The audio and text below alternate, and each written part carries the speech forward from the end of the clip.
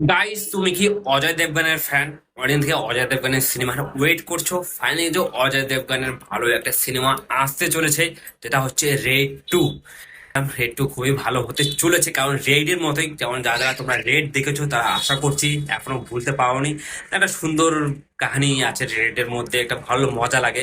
শুধু যেমন তেমন দেখিয়ে দিলে হলো না, একটা ভালো কাহিনী থাকবে। যেমন যারা প্রপার রেড করে, যেমন হয় আমরা চারিদিকে যেটা দেখছি এখন, রেড হয় ইডি বা সিবিআই যারা রেড টেড করে, সেই তেমনটা দেখানো হবে আর কি। তেমন দেখানো হয়েছিল রেডের মধ্যে, ঠিক তারই সিকুয়েল বলতে পারো, তারই নেক্সট পার্ট বলতে পারো রেড 2। খুব তাড়াতাড়ি সিনেমাটা আসতে চলেছে। রেড 2 যেটা দেখে মনে হলো, যেটা ট্রেলার দেখে মনে হলো খুবই ভালো হবে রেড 2টাও। তোমরা আশা করছি রেড 2 দেখে মজা পাবে। আর রেড 2টা অজয় দেবগান এখানে ভালো অ্যাক্টিং করেছে, যেটা দেখে মনে হলো। এটা স্ক্রিন প্রেজেন্সটা খুব ভালো লাগছিল অজয় দেবগানের এখানে।